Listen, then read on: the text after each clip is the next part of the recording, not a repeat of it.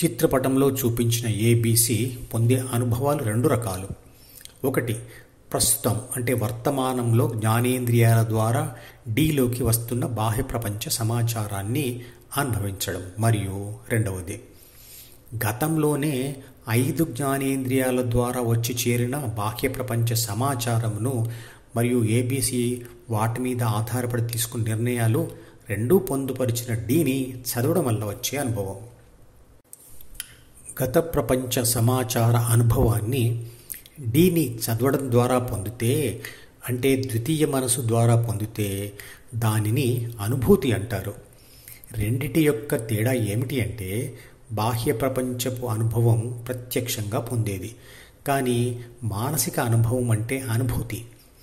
అది పరోక్షంగా అంటే మనసులోని గత ఆలోచనలను చదవడం వల్ల వచ్చేది. అంటే నిన్న పొందిన అనుభవ సమాచారం మనసులో రాసుకొని ఈరోజు దానిని చదివి నిన్నటి అనుభవం యొక్క అనుభూతిని పొందడం. సంపూర్ణ అనుభవం ఆత్మ యొక్క సంపూర్ణ ధ్యాస పెట్టడం వల్ల జరుగుతుంది. ఆత్మ యొక్క ధ్యాస పాక్షికంగా ఉంటే అనుభవం కూడా పాక్షికంగానే ఉంటుంది. సంపూర్ణ బాహ్య ప్రపంచపు అనుభవంలో ఉంటే ద్వితీయ మనసులోని సమాచారాన్ని కానీ సూచనలను కానీ చదవలేరు. అలాగే ప్రాపంచిక ఆత్మ యొక్క ధ్యాస సంపూర్ణంగా మనసులోని సమాచారాన్ని చదవడం మీద ఉంటే, అంటే ఆలోచనల్లో ఉంటే, జ్ఞానేంద్రియాల ద్వారా వచ్చే ప్రపంచ అనుభవం మీద ధ్యాస పెట్టలేరు. ఆత్మ యొక్క ఈ లక్షణం మీద ఆధారపడే ధ్యాన పద్ధతి నిర్మించబడింది. కానీ మనం జ్ఞానేంద్రియాల ద్వారా వచ్చే బాహ్య ప్రపంచాన్ని పాక్షికంగా అనుభవిస్తూనే పాక్షికంగా ఆలోచిస్తూ ఉంటాం, లేదా మనసులోని సమాచారమును చదువుతూనే బాహ్య ప్రపంచపు అనుభవాలు పొందుతూ ఉంటాం. అప్పుడు ఏమవుతుందంటే ధ్యాస రెండిటి మీద పాక్షికంగానే ఉంటుంది, సంపూర్ణ అనుభవం ఉండదు. మరియు సంపూర్ణంగా ద్వితీయ మనసులోని ఆలోచనలను చదవడం ఉండదు. అందుకే అనుభవంలో సంపూర్ణత ఉండదు. ఆలోచనలలో స్పష్టత కొరబడుతుంది.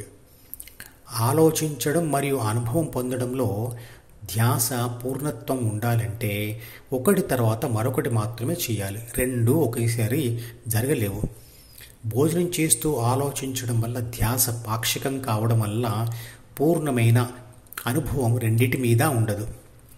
అలాగే మనసులోని అనేకమైన ఆలోచనల నుండి తీక్షణంగా లేదా తీవ్రంగా ఒక ఆలోచనను మాత్రమే ఒకసారికి పట్టుకొని ఆలోచించడం సాధ్యమవుతుంది. క్లాసులో చెబుతున్న పాఠం వింటూనే నిన్న చూసిన సినిమా గురించి ఆలోచిస్తూ ఉంటే ధ్యాస రెండిటి మీద పాక్షికంగానే ఉంటుంది. విద్యార్థుల ఓటమికి కారణం ఇదే.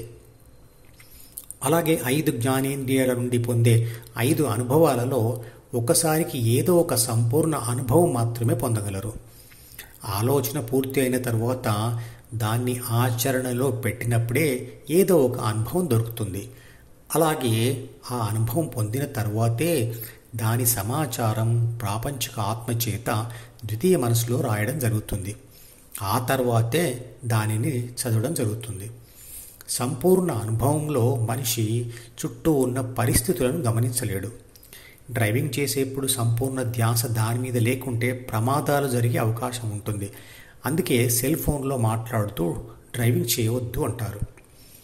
ఏదైనా ఒక సంపూర్ణ బాహ్య అనుభవంలో ఉంటే ద్వితీయ మనసుతో ఉండలేరు, మరియు ఇతర 4 జ్ఞానేంద్రియాలతో కూడా ఉండలేరు. ఏదో ఒక సంపూర్ణ బాహ్య ప్రపంచ అనుభవంలో లేదా మానసిక అనుభూతిలో ఉన్న సమయంలో ప్రాపంచిక ఆత్మ 2 మనసులను విడిచి తాత్కాలికంగా హృదయంలో ఉంటుంది. అంటే ఒక సంపూర్ణమైన బాహ్య ప్రపంచ సుఖానుభవంలో ఉంటే ఆత్మ హృదయంలో తాత్కాలికంగా ఉంటుంది. కానీ ధ్యానం చేస్తూ ఆత్మ హృదయంలో శాశ్వతంగా ఉంటే ప్రపంచాన్ని మరియు ద్వితీయ మనసును విడిచి సుఖమైన అనుభవంలో శాశ్వతంగా ఉంటుంది. ధ్యాన సుఖం అంటే ఇదే. బాహ్య సుఖానుభవం తాత్కాలికం, కానీ ధ్యాన సుఖం శాశ్వతం. చంటి పిల్లను తల్లి ముద్దాడుతున్నప్పుడు ఆ తన్మయత్వపు పార్వశ్యంలో ఆ తల్లి కళ్ళు మూసుకొని సంపూర్ణంగా హృదయంలో ఉంటుంది. ఏ సంపూర్ణ సుఖానుభవంలో అయినా ఒక వ్యక్తి ఉంటే ఆ వ్యక్తి తప్పకుండా కళ్ళు మూసుకొని కనబడతాడు. చివరిగా చెప్పేది ఏమిటంటే, ఎవరి ఆత్మ అయితే హృదయంలో స్థిరంగా ఉండిపోతుందో ఆ మనిషి శాశ్వత సుఖము మరియు ప్రశాంతత పొందుతూ ఉంటాడు. ఆ శాశ్వత సుఖం పొందాలంటే దానికి ఒక కండిషన్ ఉంది. అది ఏమిటి అంటే, ద్వితీయ మనసు మరియు జ్ఞానేంద్రియాల ద్వారా చూసే ప్రపంచము నుంచి వీలైనంత ఎక్కువగా డిస్కనెక్ట్ అవుతూ అంటే విడిపడుతూ ధ్యాన సాధన చేయాలి. అంటే అందరికీ అన్నిటికీ వీలైనంత దూరంగా మరియు ఎక్కువ సమయం ఒంటరిగా కూర్చొని ధ్యానం చేయాలి.